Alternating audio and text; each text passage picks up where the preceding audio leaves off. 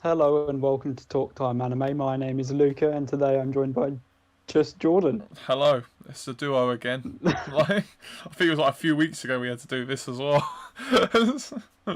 No, everyone's quite busy, I think. Yeah, So with work and stuff before yeah. lockdown, so Lou was meant to be. understandable. Yeah, Lou was meant to be here, but he got held up at work and stuff. So the thought was there at least. Um, Yeah. and we was all pretty hype yesterday about the chapters and stuff. So we was hoping to get out yesterday, but we didn't get around to it. But nah, yeah, good chapter. Chapter 289, right? Yeah, Yeah. 289.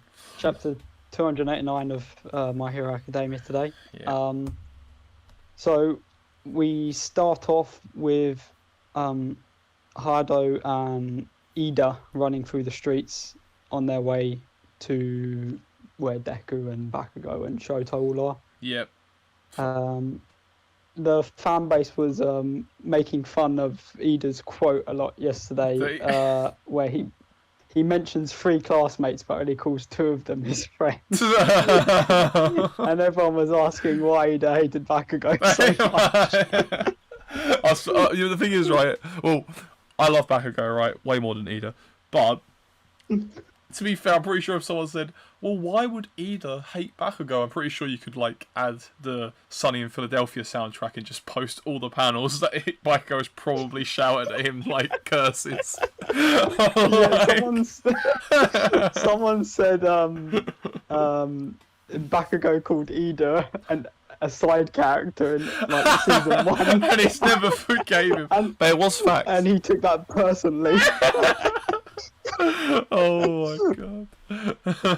It was big facts though. Ida has been a massive side character ever since season 2. So it's good though that this Ida like arc of his like friendship with Deku and Shoto is like coming full circle in some way now though.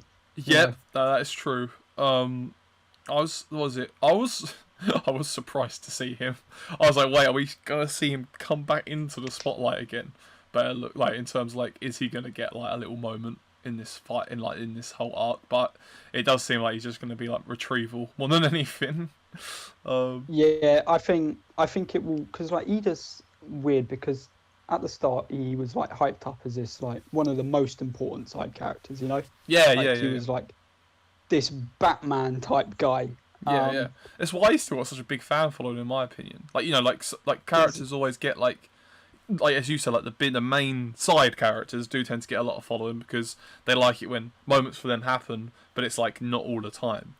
And like obviously, like, and that seemed to be how he was going to be built up, but he's been shown less than most other side characters now, so it's a bit exactly. Yeah. So I think like this bit for him will like help like the fans like set their expectations of him, you know, or like for me at least, like because if he runs away with Bakugo and Deku, for me that will be like, okay, Ida is a support hero. Yes, that's fine. Nothing wrong with that. But like, if Ida decides to like actually run at people, then he can start to bring himself back, you know. But we'll see what he does next chapter. Set him up for more stuff in the future after this. Yeah, that'll be interesting. Yeah, and then after that we get a nice shot of Bakugo's corpse, but Shoto confirms he is still alive. Yeah. At least. Thank you, Shoto. You've done something. Oh. And then there's that like really weird panel of Shiggy with all the like the things rods sticking out of him. He still looks like that. It's great. But yeah, that was one of my favourite moments. Was him still, even now, like somewhat conscious, telling like All For One to fuck off. Like, you're not the boss of me. And it's like, my guy, even I'm starting to agree with All For One, man. I appreciate the smoke, but like, I mean, I want you surviving past this arc. Like, big facts, to be fair. So yeah. But then, like, at the same time, when he said you're not the boss of me, I kind of got a bit excited. So I'm like, yeah. At the same time, I want to see more of that. Oh, but at the same time, like Giganto or Makia is literally gonna have to pick him up and carry him away because no way he's leaving willingly. Yeah, I think that's why, isn't it? Like, because if Gigantamakia knows it's all for one, say talking, and he says take him away, even if Tamura says no, he will still probably do it if he knows it's like all for one. So I feel like that's the kind of where it's gonna head. But yeah, we'll have to see. Like Makia, like only got up because like he could sense, or like Makia like went to the next level in his quirk, whatever it does. Yeah. I can't remember. It's like it's motivation or something, isn't it? Yeah.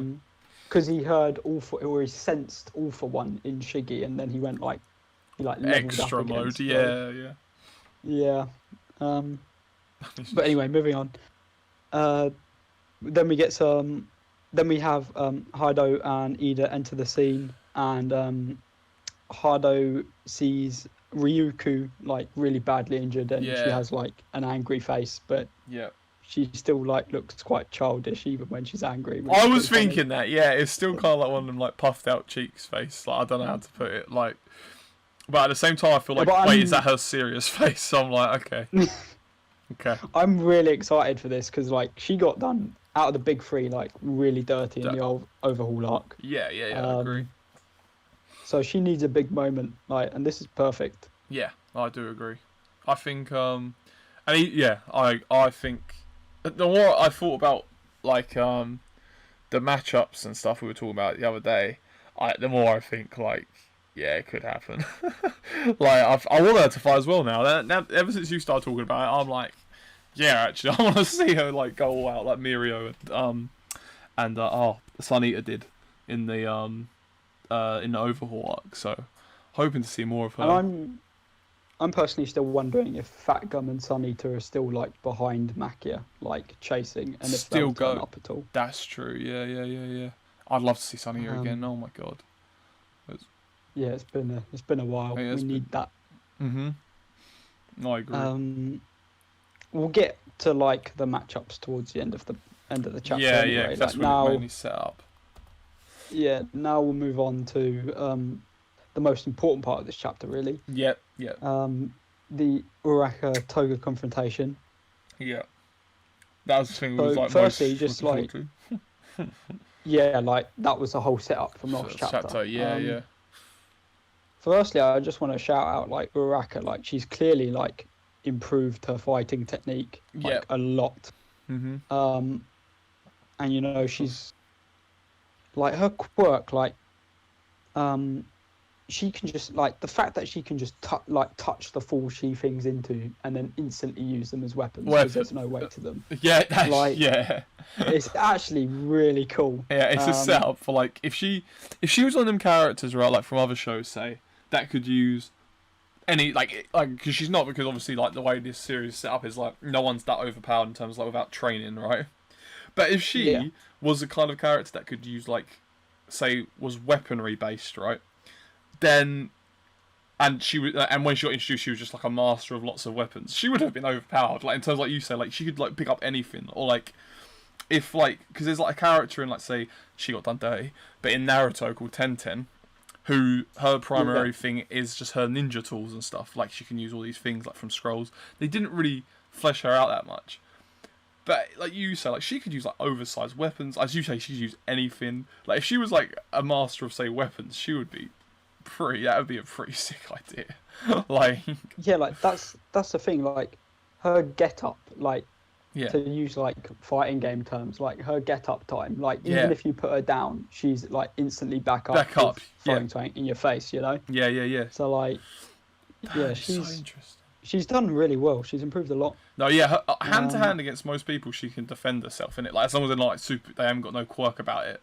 If it's just like hand to hand, she's like more than like even in someone bigger than her, like what she went through that training and stuff is like she's now like as this is like us seeing like into like full fruition, because before now was it like Toga's had a few moments, isn't it, when like she's went hand to hand with people and she's been pretty good, you know.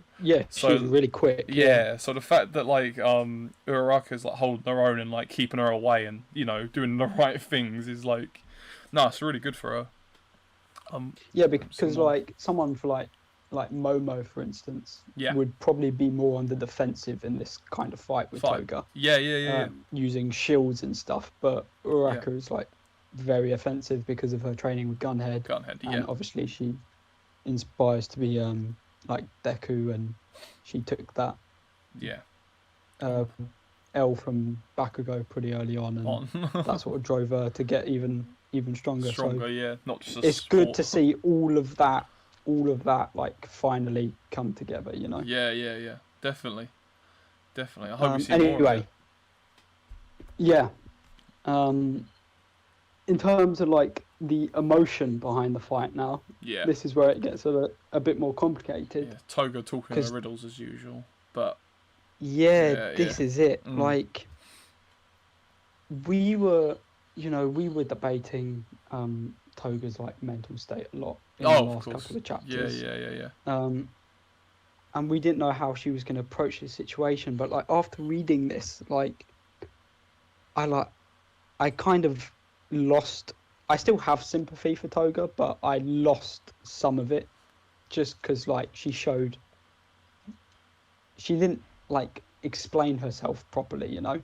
No, it's she was. I think she was like I don't know. Right, this is a very basic way of looking at it, right? And it's something that was like basically already done. So I don't think this is the whole meaning behind it, kind of thing. But my basic understanding was kind of like, which we've seen it before, so I don't think it really is. But Toga was saying how like basically she's so like she to me like because as you say she didn't really explain herself well, right? But I think she tried to like portray what was going on in her head to URARAKA and see how she would respond. Because as we said before, like she sees like URARAKA as like almost like a friend, like as a person she really likes.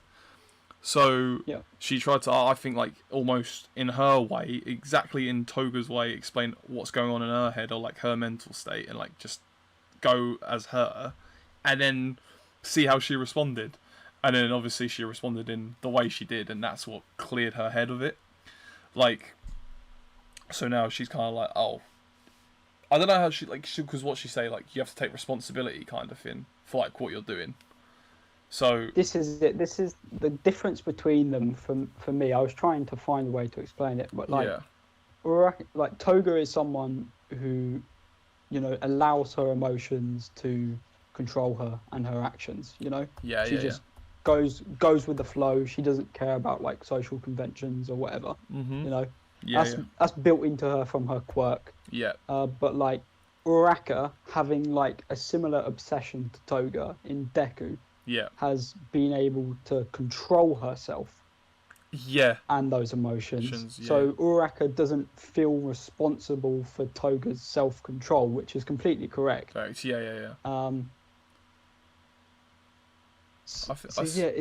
I still feel the reason I still feel quite a lot of sympathy for her is because, like as you said, I think it's also partly with her quirk, like why she feels these ways, and also just straight up like. I know, like, you can't say, oh, the person's upbringing, it's okay to murder. It's clearly not okay to murder, right? But, like, and I don't feel sorry for her in that way, right?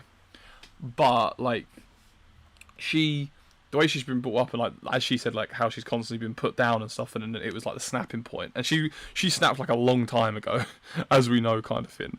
So, it's kind of like, so now she doesn't see the point in, like, as you said, like, restraining herself, kind of thing. I guess. And this is like what makes Toga like an out villain like now. Like it is that sad story of yes, she was failed by society and society needs to change, but like she is a villain. And URARAKA wasn't going to change that. I mean, so it's sad, but I'm also happy because it means we have our, you know, big three on the villain side. Toga, Shiggy, and Dabi. I hope we see him develop well. It'd be interesting to see if, like, say, next chapter, or if we get any kind of like just solo Toga kind of in her head kind of thing next. I don't think we will. I think this will be like put to bed for a bit now, maybe, like the way it ended. But what I would be interested to know, because obviously like she was crying at the end and stuff like that. And I just wanted to say how, like, how do I put it? So, I'm wondering what's going through her head, right? I don't think you could ever work out what's going through Toga's head. But the more I look back and the more I read the bit about, like, you know, you have to live with the consequences. She was like, right, thought so, and she's crying. And I'm thinking, maybe, the more I think about it, is like, I know this is like really stretching, very anime, right? But is she crying because she's actually like kind of internally like, blaming herself for what happened to Jin? Like, oh, I now have to live with this pain because of the bad things I did in the past, kind of thing. So she's kind of like saying like this is her kind of punishment. Or is it like maybe she's thinking Jin's a nice guy, but he done these horrible things, so he kind of got what he kind of deserved in a way. Or maybe it's her now like finalising, I'm going to go kill Hawks. I don't know. Like, it's like, I don't know how she took it. I reckon the third option in that, because they're two very good points, I reckon the third option would be, is she crying because she feels let down by URARAKA? Yeah, that would be really good. Because obviously, like, I'm about to say she's smiling, but then it's Toga. Like, you know, like, it's like, it could be anything. So I think that's a solid point as well.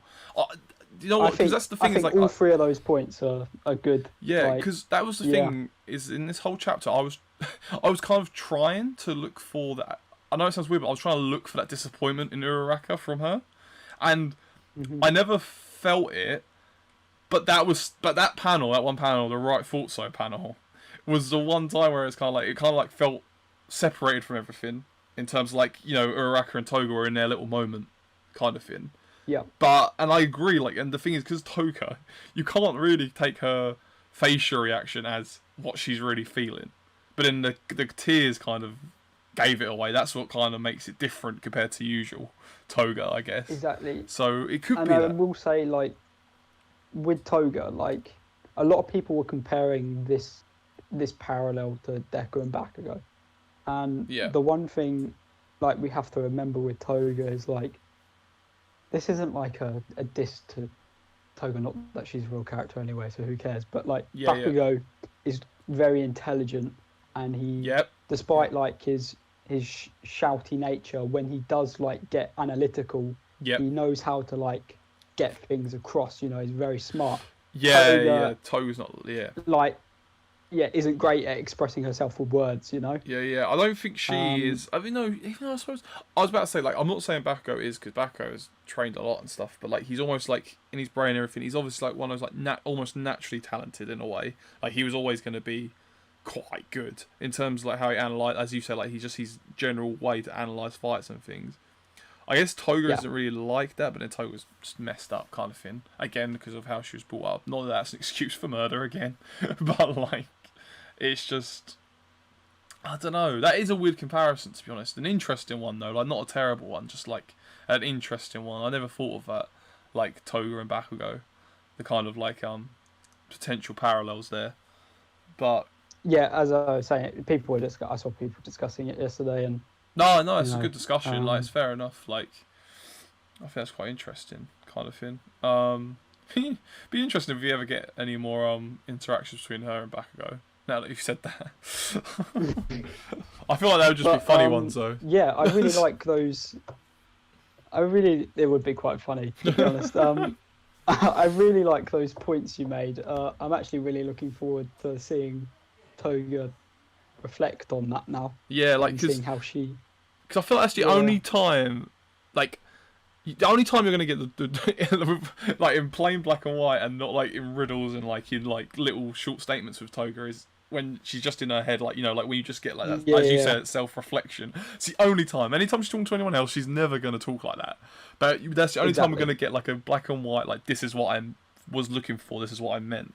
Because, as we said, like, the thing that she was like, thought so, right, bye-bye, basically means that she either got the answer she was looking for or like, got the answer she wanted. Like, it was one of them two. And we have to remember as well, like, it's fine for us, the readers, who know everything, but we have to remember that these characters themselves, like Toga, doesn't know the context behind Jin's death. No, yeah, of course. Like, she doesn't know all of the stuff that happened with Hawks. Like, so one day, as you said as well, I'd like to see a confrontation between her and Hawks. If Hawks is even. I feel like it's going to happen. Fighting. Yeah, I feel like that is going to happen eventually. I don't know. I feel it, and I want it to happen because I want it to. I want it to happen. Yeah. I think that'd be a good way to Hawks to go down. Anyway, I'm going to get hate for that if the Hawks does. Yeah, we definitely are. Oh man. Anyway, let's move on. So after that right thought so quote, with the tears and everything, Froppy comes to save the day. She uses her tongue to knock Toga's knives out of her hand. Yep. And as per usual, she gets mad that Toga calls her Suyu. Yeah. Oh my god. That's just Froppy, I guess. Yeah. And then we go back. So, shout out Froppy. I mean, Froppy's Froppy, I guess. I haven't really got strong feelings towards Froppy. I really liked Froppy early seasons when I was like watching the anime. Like, I really thought she was hilarious, to be honest. But and I thought she was going to be a bit better. Like, I liked her ability she developed, like the camouflage and stuff. But then I was like, oh hell yeah! And then as you say, kind of like not as bad in terms of like as a bigger drop, but kind of like an Ida. She kind of like fell into the background after a while.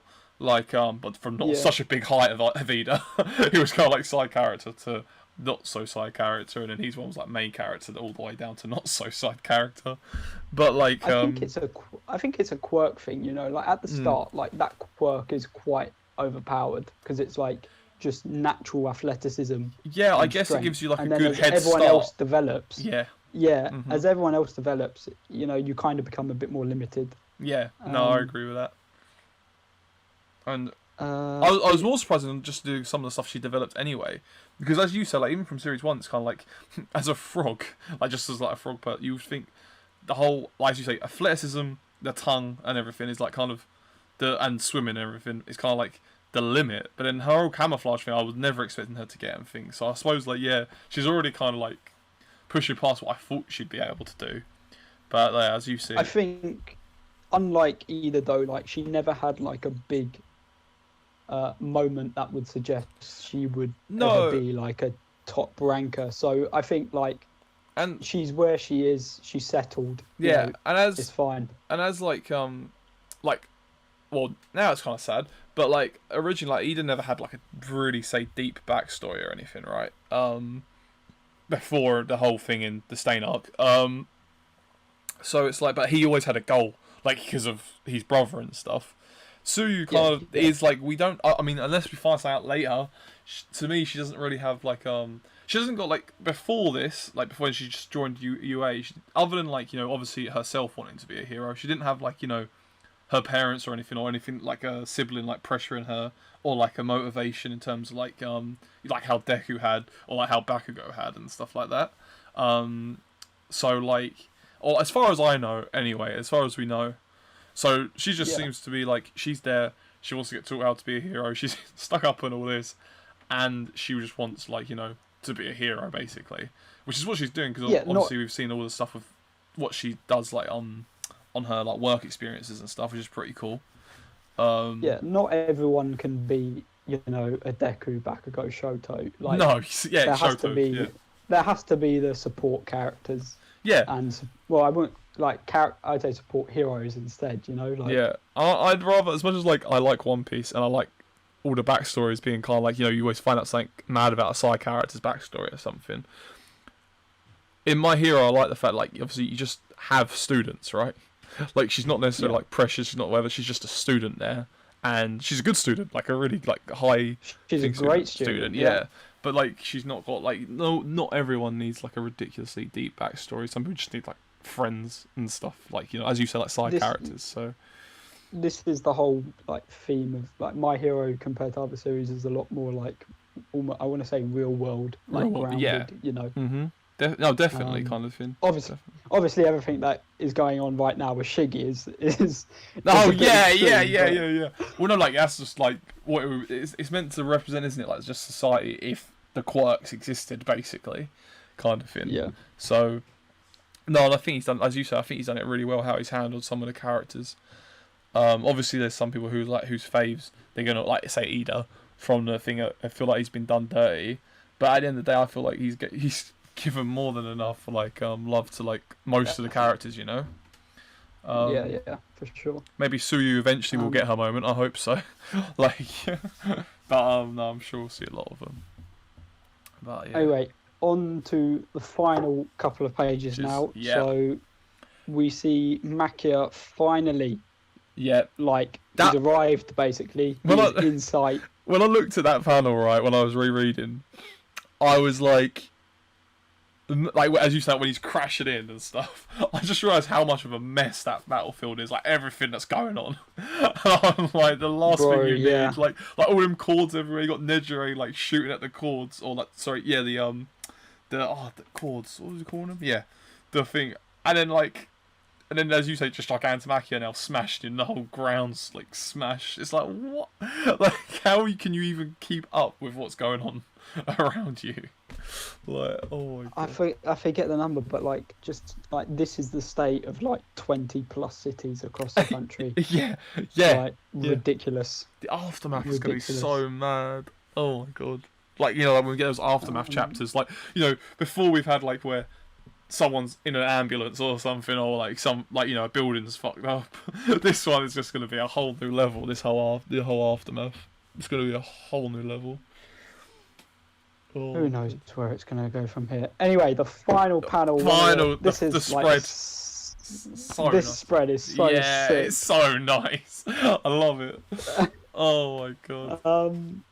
So the biggest talking point from this spread is Dabi, of course. It's gotta be Dabi, man. Face. He is literally, he is like last 3 to 5 chapters. I don't even know if he said anything bar like a one word or one liner, right? But every time he makes headlines in the anime community just from his faces, and this one, like, just for me takes the cake because you got all the faces around Honestly. him. Like, it's so good. Oh my God. It's so weird. It's great. Like, I love it. More of it. But it's weird. Like, how can he? Yeah, how is One Face so like he's just versatile? I don't get it. He's great. He's just looking over like as if it's just like he's riding. I don't know. Like, I don't even know what he's riding. Like, you're like riding a taxi or something. I don't know. Like sightseeing almost, isn't it? Like, it's like, oh, who's down there? Yeah, who's down over there? Like, oh my God. Great. Analysing the battlefield. But yeah. Oh my God. This spread, like, just looking at it, they all like parallel each other. Like, you have Shiggy and Giganto. Yep. Ida and Shoto, you know, the two friends. Yep. Endeavor and Deku in the middle, you know, the current number one and the stories. Yep. Future number one, I guess. Yep. And then there's like Dabi and Hardo as well. So I'm wondering if everyone is wrong, and because Shoto versus Dabi seems obvious, but I wonder if it's actually going to be Hardo that takes him on. Yeah. No, but then I don't know if Dabi's even going to fight. I just think Dabi will talk and then dip. If he takes it, oh my God. I need it, though. I need it. Like, I don't know. I need him to, like, I need one more big reveal. One more big reveal from Dabi would be mad. I would love a big fight. As you say, I would love Hado to do it. Like, in terms of, I would love to see her go all out against Dabi.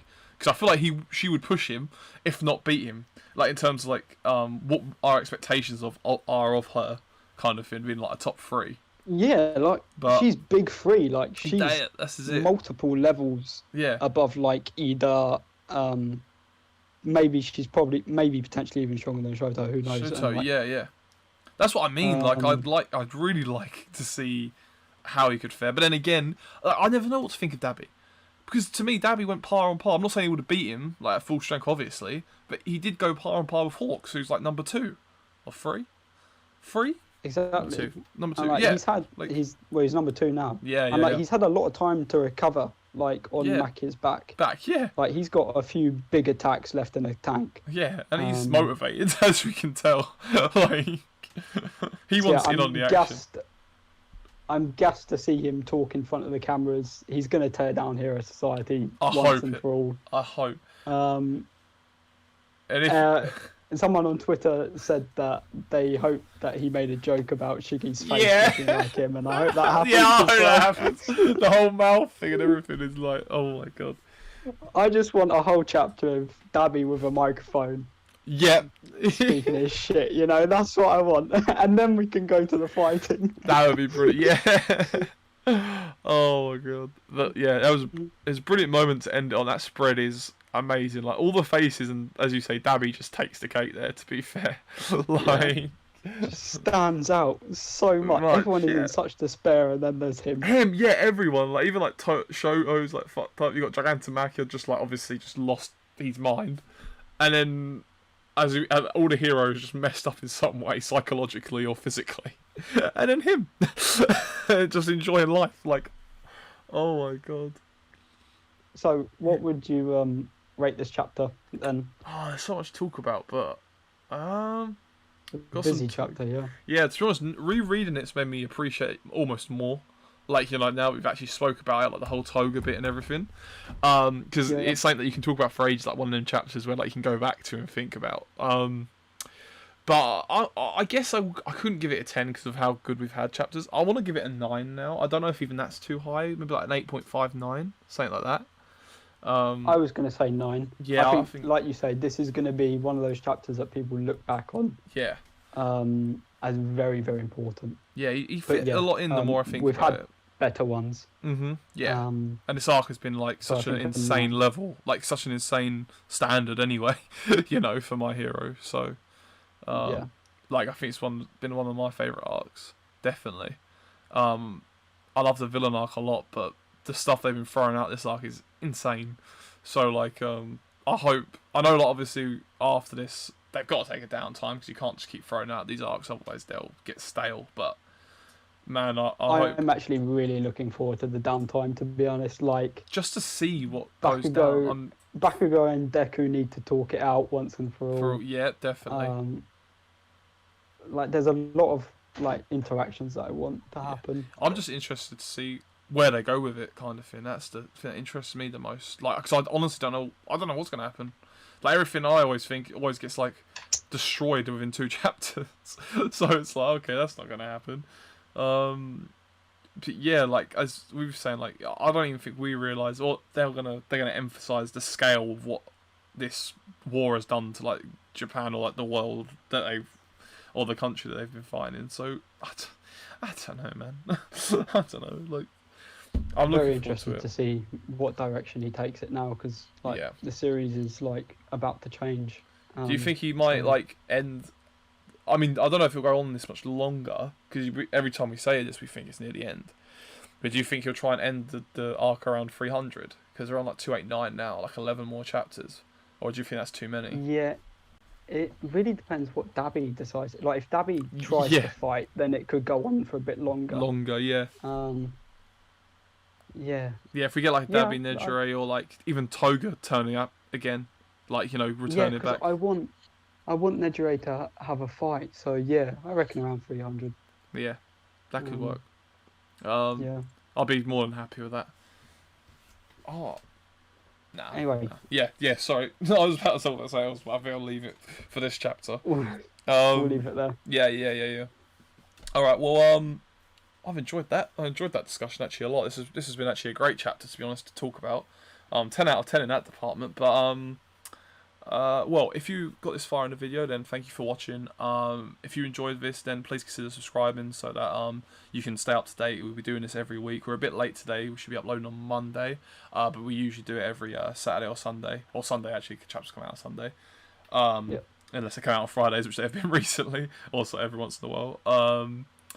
But yeah, we upload basically every weekend. So if you enjoyed it, then please consider subscribing. We have other manga reviews, so if you're into One Piece or anything, we also have that on the channel, so check those out if you're interested. We have a philosophical podcast every week where we talk about the latest chapters and everything, and have a discussion about a certain subject. But we do tend to talk about have like a bit about My Hero chapter and stuff like every week whenever it's out. We even have some that are just based on My Hero, like we talk about My Hero. So if you're interested in that as well, then please check out some of our podcasts and see if you enjoy them. Other than that, we hope you enjoyed this video, and we hope to see you in another one. Peace.